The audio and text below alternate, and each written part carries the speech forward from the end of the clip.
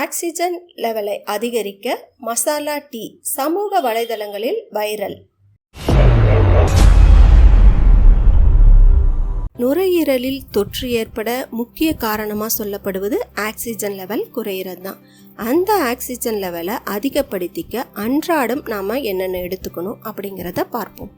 அரை டம்ளர் தேங்காய் பாலுடன் அரை டீஸ்பூன் கடுக்காய்த்தூள் கலந்து கொண்டு காலை மாலை 2 வேளை குடித்து வர ஆக்சிஜன் லெவல் 99% அதிகரிக்கும். அரை டம்ளர் தேங்காய் பாலுடன் அரை டீஸ்பூன் கிராம்புத்தூள் சேர்த்து கலந்து காலை மாலை 2 வேளை குடித்து வர ஆக்சிஜன் லெவல் 99% ஏறும். வெள்ளை முள்ளங்கி சாறு அரை டம்ளர் எடுத்து அரை டீஸ்பூன் நித்திய கல்யாணி பொடி கலந்து காலை மாலை 2 வேளை குடித்து வர ஆக்சிஜன் லெவல் 99% ஏறும். இதனை உணவுக்கு முன்னும் பருகலாம், உணவுக்கு பின்னும் பருகலாம். உடல்ல ஆக்சிஜன் அளவு 100க்கு 98% இருக்கணும். 43க்கு கீழே போனால் ஆக்சிஜன் சிலிண்டர் உதவியோடு தான் நம்ம சுவாசிக்க முடியும். இதை தான் ORAC அப்படின்னு கணக்கீடு ஒன்று உள்ளது.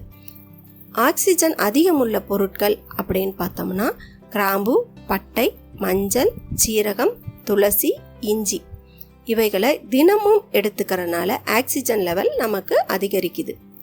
இதை ஒரு ரெசிபியாக நம்ம செஞ்சு வச்சு டெய்லி எப்படி உபயோகப்படுத்தலாம், ஈஸியான வழி நம்ம பார்ப்போம். ஓமம் 100 கிராம், சோம்பு 50 கிராம், கிராம்பு 5 கிராம், பட்டை 5 கிராம், சுக்கு 10 கிராம், ஏலக்காய் 10 கிராம் இவைகளை எண்ணெய் ஊற்றாமல் லேசாக வறுத்து பொடி செஞ்சு ஒரு பாட்டிலில் அடைச்சி காலை மாலை டீ போடும் பொழுது 2 பேருக்கு 1 டீஸ்பூன் வீதம் கலந்து சாப்பிட்டா டீ மசாலா டீயாகவும் மாறிடும், நமக்கு ஆக்சிஜனும் அபரிதமாக கிடைக்கும். இவை தொற்று ஏற்படுவதற்கு முன் ஆக்சிஜன் லெவலை உடல்ல அதிகரிக்க ஒரு எளிய வழி. தொற்று ஏற்பட்டால் உடனே மருத்துவரை அணுகுவது, மருத்துவமனைக்கு செல்வது சிறந்த வழி. இதனை தகுந்த மருத்துவரிடம் ஆலோசனை பெற்று பயன்படுத்தவும்.